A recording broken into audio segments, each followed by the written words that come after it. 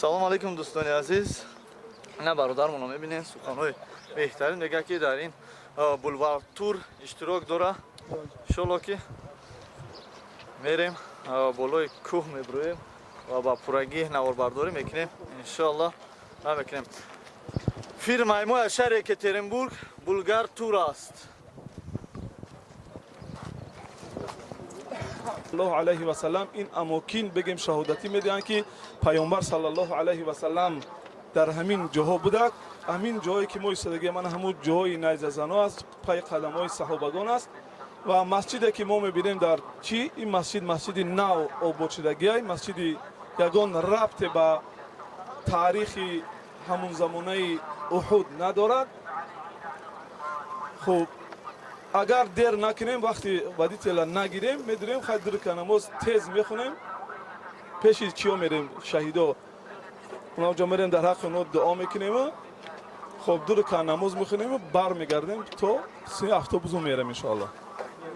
خب الحمدلله چیزی که دایاد من بود همون چیزا گفتیم برای شما.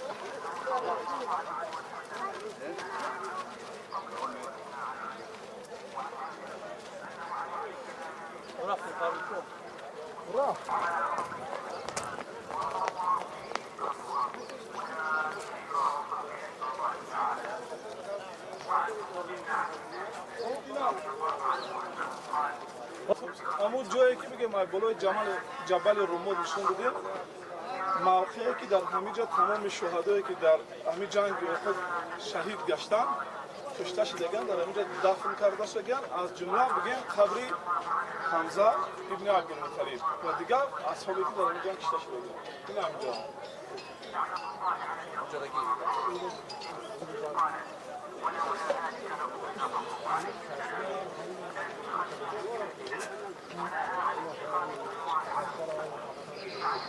هذا دم الشهر هلا ايش تبي كذا كان مير